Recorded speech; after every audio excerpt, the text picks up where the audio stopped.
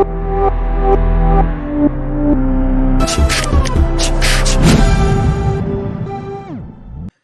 এখন আমি তোমাদের সামনে ক্যালকাটা ইউনিভার্সিটির আন্ডারে যারা বিকম পড়ছো ফার্স্ট সেমিস্টার, তোমরা সবাই জানো তোমাদের সিবিসিএস সিস্টেম, ঠিক আছে? সিবিসিএস সিস্টেম হয়ে গেছে, সেখানে যে তোমাদের ফার্স্ট সেমিস্টারে যে যে সাবজেক্ট গুলো আছে সেই সমস্ত সাবজেক্টের উপর একটা ভিডিও তৈরি করা আছে, তোমরা ভিডিও দেখে নিতে পারো কি কি সাবজেক্ট আছে। মানে ফার্স্ট সেমিস্টারে কি কি সাবজেক্ট ওইভাবে ভিডিও করা নেই, প্রতিটা সেমিস্টারে কোন কোন সেমিস্টারে কি কি সাবজেক্ট আছে, কোন পেপারগুলো এমসিকিউ কোন পেপারগুলো নন এমসিকিউ সেই নিয়ে একটা ভিডিও করা আছে। তো এখন যেটা আমাদের আলোচ্য বিষয় সেটা হচ্ছে বিকম, অর্থাৎ ক্যালকাটা ইউনিভার্সিটির আন্ডারে যারা বিকম পড়ছো, ঠিক আছে, ফার্স্ট সেমিস্টারে তোমাদের ফিনান্সিয়াল অ্যাকাউন্টিং আছে, ফিনান্সিয়াল অ্যাকাউন্টিং 1। আর একটা কথা বলে দিই, তোমাদের এবছর যে ফিনান্সিয়াল অ্যাকাউন্টিং আছে এই সেমিস্টারে, ঠিক আছে, সেটা কিন্তু কোনো এমসিকিউ নয়, ঠিক আছে, এটা নন এমসিকিউ। বাকি সমস্ত পেপার এমসিকিউ হলো, ফিনান্সিয়াল অ্যাকাউন্টিং যেটা আছে এটা কিন্তু নন এমসিকিউ। তো দেখে নেওয়া যাক আমাদের যে টোটাল 100 নম্বরের এক্সাম হবে, ইন্টারনাল হবে 20, ইন্টারনাল হবে 20, যেটা পুরোপুরি কলেজের হাতে, ঠিক আছে। আর হচ্ছে সেমিস্টার এন্ডে, সেমিস্টার শেষ হয়ে গেলে তোমাদের পরীক্ষা হবে 80 নাম্বার, ঠিক আছে, রিটেন নয়, ঠিক আছে, নন এমসিকিউ। কি কি বলেছে চ্যাপ্টারগুলোর নামগুলো আমরা দেখে নিই। তোমরা দেখতে পাচ্ছ ফার্স্ট চ্যাপ্টারের নাম কি লেখা আছে, ইন্ট্রোডাকশন, ঠিক আছে, ইন্ট্রোডাকশন। বেসিক্যালি এই চ্যাপ্টারটা তোমরা ক্লাস 11 এ শিখে এসেছো। আর একটা কথা বলে দিই, এই বছর যে ফিনান্সিয়াল অ্যাকাউন্টিং 1 এ আছে না, ক্লাস 11 এ তোমরা যেই অ্যাকাউন্টস গুলো করেছো সেই অ্যাকাউন্টস গুলোই আছে। হ্যাঁ, তখন হয়তো খুব স্লাইড করেছো, এখন একটু ডিপলি করতে হবে, ঠিক আছে, মানে ডিটেইলসে তোমাকে শিখতে হবে। কি বলেছে এই ইন্ট্রোডাকশনের মধ্যে, ইন্ট্রোডাকশন থেকে তোমাদের পরীক্ষায় 5 নাম্বার আসবে বলে দিই। এই ইন্ট্রোডাকশনের মধ্যে তোমাদের 4টে চ্যাপ্টার আছে। কি কি চ্যাপ্টার আছে? নেচার অফ অ্যাকাউন্টিং, ঠিক আছে, নেচার অফ অ্যাকাউন্টিং আছে, ঠিক আছে। তারপর আছে ডবল এন্ট্রি বুককিপিং সিস্টেম আছে, বেসিস অফ অ্যাকাউন্টিং আছে, আর বেসিক কনসেপ্ট অফ কনভেনশন আছে। তো এই যে ইন্ট্রোডাকশন আছে, এখান থেকে তোমাদের দুটো কোশ্চেন নেবে, যে কোনো একটা কোশ্চেন লিখতে হবে, ঠিক আছে। একটা থাকবে থিওরি আর একটা অঙ্ক থাকবে। জেনারেলি দেখা গেছে এই বেসিস অফ অ্যাকাউন্টিং এর মধ্যে কি থাকে জানো, ক্যাশ বেসিস, অ্যাক্রুয়াল বেসিস, এই টাইপের অঙ্ক থাকে, ঠিক আছে। তো আর কি থাকতে পারে, আর বেসিক কনসেপ্ট এন্ড কনভেনশন আছে, এখান থেকে থাকতে পারে। বেসিক্যালি কি বললাম, এই ইন্ট্রোডাকশন থেকে তোমাদের 5 নাম্বার আসবে, 5 নাম্বার ইন্ট্রোডাকশন থেকে আসবে। তার মধ্যে দুটো কোশ্চেন দেবে, একটা কোশ্চেন লিখতে হবে, একটা থাকবে থিওরি আর একটা অঙ্ক থাকতে পারে, ঠিক আছে, বলে দিলাম, ঠিক আছে। 2 নম্বর কি বলছি, 2 নম্বর বলছে concept for determination of business income. এই চ্যাপ্টারটা থেকে টোটাল 15 নাম্বার আসবে, 15 নাম্বার আসবে, ঠিক আছে।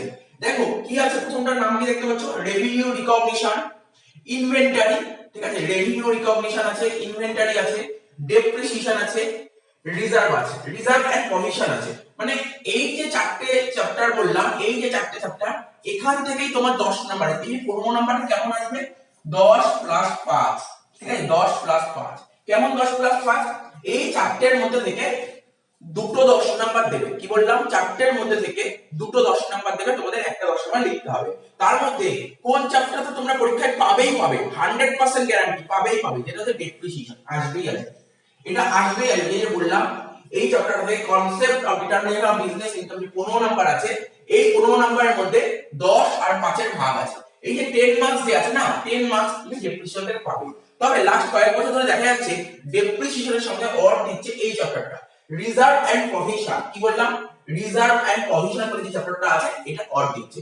এই রিজার্ভ এন্ড প্রভিশন বলতে কি বোঝায়, ব্যাড ডেট, ব্যাড ডেট বলে একটা চ্যাপ্টার আছে, খুবই সোজা চ্যাপ্টার, খুবই সোজা চ্যাপ্টার ব্যাড ডেট। মানে এর চেয়ে সোজা চ্যাপ্টার মনে হয় এই ক্লাস সেমিস্টার 1 মানে ফিনান্সিয়াল অ্যাকাউন্টিং যতগুলো চ্যাপ্টার আছে ব্যাড ডেট হচ্ছে সোজা চ্যাপ্টার মানে আনবি, ঠিক আছে। তাহলে কি বললাম, ডেপ্রিসিয়েশনের সঙ্গে তোমরা ব্যাড ডেট চ্যাপ্টারটা অর পেতে পারো, কি বললাম, পেতে পারো, কিন্তু ডেপ্রিসিয়েশন তোমার আসছে।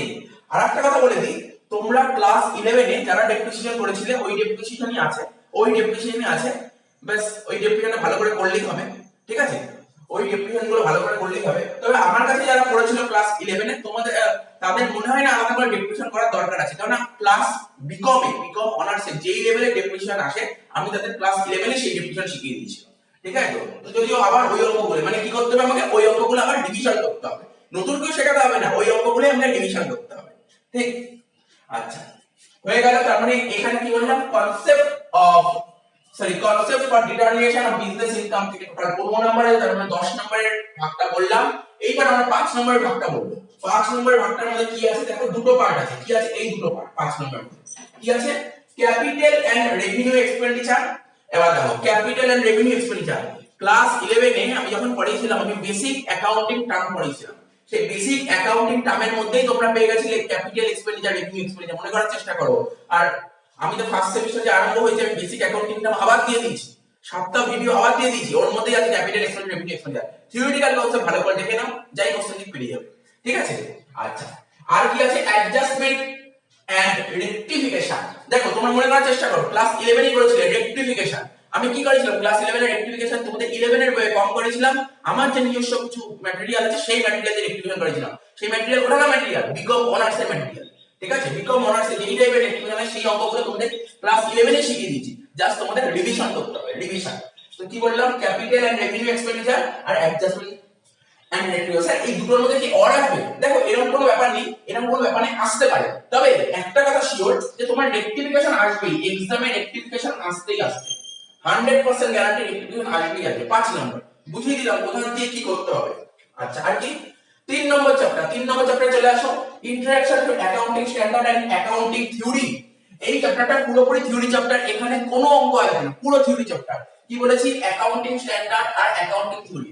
এক্সামের 1 মাস আগে, এক্সামের 1 মাস আগে আমি কোশ্চেন বলে দেবো। এখান থেকে 4টে মতন কোশ্চেন দিয়ে দেবো, ওর মধ্যে চলে আসবে, ওর মধ্যে চলে আসবে 10 নম্বর। কেমন 10 নম্বর থাকবে? 5 প্লাস 5। কি বললাম? 5 প্লাস 5। অ্যাকাউন্টিং স্ট্যান্ডার্ড থেকে 5 নম্বর আসবে আর অ্যাকাউন্টিং থিওরি থেকে 5 নম্বর আসবে। ঠিক আছে? তো আমি এক্সামের 1 মাস আগে কোশ্চেন দিয়ে দেবো, যেই কোশ্চেনগুলো দিয়ে দেবো ওর মধ্যেই চলে আসবে, চিন্তা করে লাভ নেই। আচ্ছা, 4 নম্বর, তার মানে 1 নম্বর বুঝালাম, 2 নম্বর বুঝালাম, 3 নম্বর বুঝালাম, 4 নম্বর চলে আসো। Final accounting of trading concern. কি বললাম? Final accounting of trading concern. তোমরা ক্লাস 11 এর লাস্ট চ্যাপ্টার শিখেছিলে ফাইনাল অ্যাকাউন্ট, মনে করার চেষ্টা করো। ফাইনাল অ্যাকাউন্ট শিখেছিলে, তো তোমাদের যেরকম অঙ্কগুলো ফাইনাল অ্যাকাউন্ট পড়েছিলে, ঠিক আছে, মানে আমাদের যারা পড়েছিল তাদের যেই ফাইনাল অ্যাকাউন্টগুলো করেছিলাম সেই অঙ্কগুলো করে ফেলা, মানে সেই অঙ্কগুলো তোমাদের তো করাই আছে, সেই অঙ্কগুলো করা আছে, মানে তোমাদের 80% কমপ্লিট হয়ে গেছে। বাকি 20% এখানে শেখাতে হবে। বাকি 80% তো হয়ে গেছে, আর বাকি 20% শেখাতে হবে। সেটা আমি শিখিয়ে দেবো। আর ফাইনাল অ্যাকাউন্ট দিয়েই তো আমি আমার ক্লাস আরম্ভ করবো। ঠিক আছে? তো final account of trading concern হয়ে গেলে এখান থেকে 15 নাম্বার আসবে। তোমাদের 11 এ কত নাম্বার আসতো? 10 নাম্বার আসতো। এইজন্য অঙ্কটা ছোট হলো। এবার 15 নাম্বার থাকবে, একটু বড় হবে অঙ্কটা। তো কোনো অসুবিধা নেই, ইজি অঙ্ক, একদমই ইজি। কারণ ক্লাস 11 এ ফাইনাল অ্যাকাউন্ট করেছো, তোমাদের অতটা অসুবিধা হবে না। আবার গ্র্যাজুয়েশনে যে ফাইনাল অ্যাকাউন্ট করছো, কোশ্চেন অনেক ইজি দেয়। কোশ্চেন ফাইনাল অ্যাকাউন্টে কোশ্চেন ইজি দেয়। আগে ফাইনাল অ্যাকাউন্ট টাফ দিত গ্র্যাজুয়েশনে, এখন তো সেটা তুলেই দিয়েছে। ঠিক আছে? তুলেই দিয়েছে, এখন ফাইনাল অ্যাকাউন্ট যথেষ্ট ইজি দেয়, কোনো অসুবিধা নেই। আচ্ছা, 5 নম্বর চ্যাপ্টার। 5 নম্বর চ্যাপ্টারটা কি? কি লেখা আছে? Financial statement for incomplete record and NPO. Sir এই চ্যাপ্টারে কত নাম্বার দেখতে পাচ্ছ? 10 নাম্বার আসবে। বলে দিচ্ছি তোমাদের, একটা কথা বলে দিচ্ছি, শুনে নাও। এই ইনকমপ্লিট রেকর্ড আছে, ইনকমপ্লিট রেকর্ড আর এনপিও দুটোই আসবে কোশ্চেনে। এক্সামে কিন্তু দুটো কোশ্চেনই আসবে, দুটোর মধ্যে একটা অর দেবে। কি বললাম? দুটো কোশ্চেনই আসবে এক্সামে। এক্সামে দুটো কোশ্চেনই আসবে, দুটোর মধ্যে তোমাকে একটা করতে হবে। ইনকমপ্লিট রেকর্ড তোমরা ক্লাস 11 এ শিখেছো। কি? ইনকমপ্লিট রেকর্ডটাকে আমরা বলতাম সিঙ্গেল এন্ট্রি। মনে করার চেষ্টা করো, সিঙ্গেল এন্ট্রি শিখেছিলাম, সিঙ্গেল এন্ট্রি শিখেছিলাম। এবার তোমরা ভেবো না যে ক্লাস 11 এ যে সিঙ্গেল এন্ট্রি আছে সেই সিঙ্গেল এন্ট্রি আসবে, একদম না, একদম না। ক্লাস 11 এ সিঙ্গেল এন্ট্রি আসবে না, এখানে অন্য টাইপের সিঙ্গেল এন্ট্রি আসবে। করাবো, চিন্তা নেই, চিন্তা করে লাভ নেই, করাবো। ঠিক আছে? এটা একটু কেয়ারফুলি করতে হবে, একটু টাফ বলবো না, একটু কেয়ারফুলি করতে হবে। যার অ্যাকাউন্টিং কনসেপ্ট কিছু ক্লিয়ার আছে তার কাছে এই অঙ্ক কোনো অসুবিধাই নেই। ঠিক আছে? এই জন্য এই কারণে বলেছিলাম বেসিক অ্যাকাউন্টিং টার্ম ক্লিয়ার করো, বেসিক অ্যাকাউন্টিং টার্ম। আমি 7টা ভিডিও দিয়ে দিয়েছি তোমাদের বেসিক অ্যাকাউন্টিং টার্মের, ওই জিনিসগুলো ক্লিয়ার করো। ঠিক আছে? এনপিও মানে এনপিও তোমরা করেছো। দেখো এনপিও এর ফুল ফর্ম কি? Non profit organisation. তোমরা মনে করার চেষ্টা করো, ইনকাম এন্ড এক্সপেন্ডিচার করেছিলাম তো। তবে কি ক্লাস 11 এ যারা ওয়েস্ট বেঙ্গল বোর্ডে পড়ছো তোমাদের ইনকাম এন্ড এক্সপেন্ডিচারে কি ছিল? শুধু ইনকাম এন্ড এক্সপেন্ডিচার আসতো। আর যারা সিবিএসসি বা আইএসসি বোর্ডে পড়েছিল তাদের শুধু ইনকাম এন্ড এক্সপেন্ডিচার আসতো না, তাদের ইনকাম এন্ড এক্সপেন্ডিচারের সাথে ওদের ব্যালেন্স শিটও আসতো। তাহলে কি বললাম? ওয়েস্ট বেঙ্গল বোর্ডে যারা পড়তো তাদের ব্যালেন্স শিট করতে হতো না, কিন্তু সিবিএসসি বা আইএসসি বোর্ডে যারা পড়তো তাদের ব্যালেন্স শিট করতে হতো। তার মানে কি এখানে এনপিও কেমন আছে স্যার? আর তোমরা নিজেরাই ভাবো, তোমাদের এনপিও থেকে মানে তোমাদের ইনকাম এন্ড এক্সপেন্ডিচার থেকে ক্লাস 11 কত নাম্বার আসতো? 6 নাম্বার আসতো। ঠিক আছে? এখানে 10 নাম্বার আসবে, তাহলে তোমাদের নিশ্চয়ই ব্যালেন্স শিট করতে দেবেই, তোমাকে ব্যালেন্স শিট করতে দেবে। তো সুতরাং তোমাদের যে ইনকাম এন্ড এক্সপেন্ডিচার আসবে, তোমাকে ইনকাম এন্ড এক্সপেন্ডিচারের পাশাপাশি তোমাকে ব্যালেন্স শিটও করতে হবে। তার মানে তোমাদের এক্সট্রা কি করতে হচ্ছে? ব্যালেন্স শিট করতে হচ্ছে। তাহলে কি হচ্ছে ব্যাপারটা? ওই ইনকাম এন্ড এক্সপেন্ডিচার যেটা তোমাদের ছিল সেটা আবার করতে হবে, রিভিশন করা আরম্ভ করো, ক্লাসে তো হবেই পড়া। তার মানে এখান থেকে তোমরা কি কি বুঝতে পারলে কোন কোন চ্যাপ্টারে তোমাদের অঙ্ক করা বাধ্যতামূলক। আবার দাগ দিচ্ছি ডেপ্রিসিয়েশন, ব্যাকডেট ভালো করে শিখবে তোমরা, রেক্টিফিকেশন খুবই ভালো করে করবে, ঠিক আছে, এটা তো করতেই হবে তোমাকে ফাইনাল অ্যাকাউন্ট। তারপর হচ্ছে এটা কি সিঙ্গেল এন্ট্রি আর এনপিও মানে ইনকাম এন্ড এক্সপেন্ডিচার, এগুলো করতে হবে। তাহলে বুঝে গেলে কি কি হলো। আরো একটা চ্যাপ্টার আছে, আরো একটা চ্যাপ্টার আছে সেটা থেকে 25 নম্বর, সেটাও দিচ্ছি। দেখো লাস্ট 6 নম্বর, 6 নম্বরটা কি লিখে দেখো, 6 নম্বরের মধ্যে তিনটে পার্ট আছে, 6 নম্বরের তিনটে পার্ট আছে। এই 6 নম্বরটা থেকে তোমাদের কত নম্বর আসবে এক্সামে? 25 মার্কস আসবে, 25 মার্কস।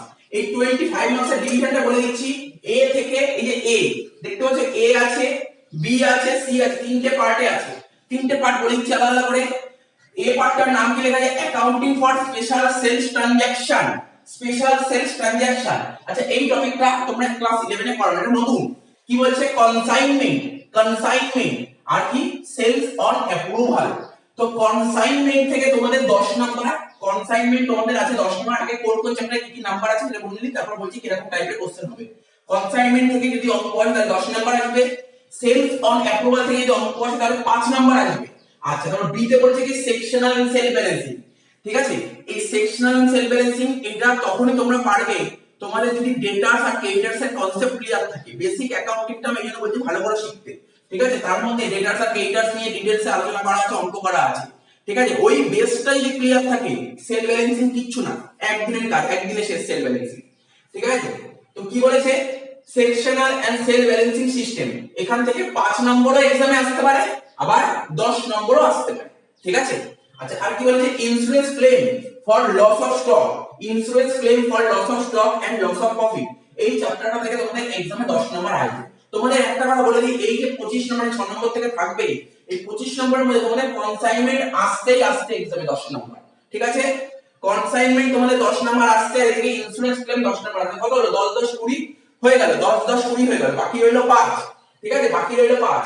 তো তোমার এই যে বাকি 5টা, বাকি যে 5 নম্বর বললাম, কোন বার এরকম হয়েছে যে সেল ব্যালেন্সিং থেকে কোনবার 5 নম্বর এসেছে, কোনবার 10 নম্বর এসেছে, সে ঠিক আছে বলে দিলাম। তার মানে তোমাকে কি এখান থেকে এই সবকটা চ্যাপ্টারই তোমাকে করতে হবে, সবকটা চ্যাপ্টারই তোমাকে করতে হবে, কোনো চ্যাপ্টার অমিট করলে চলবে না, সবকটা চ্যাপ্টার করতে হবে। তাহলে বুঝতে পারলে? এইবার প্রশ্ন হচ্ছে, কোন বইটা ভালো, কোন বইটা ভালো ফার্স্ট সেমিস্টারে অ্যাকাউন্টেন্সির কোন বইটা ভালো?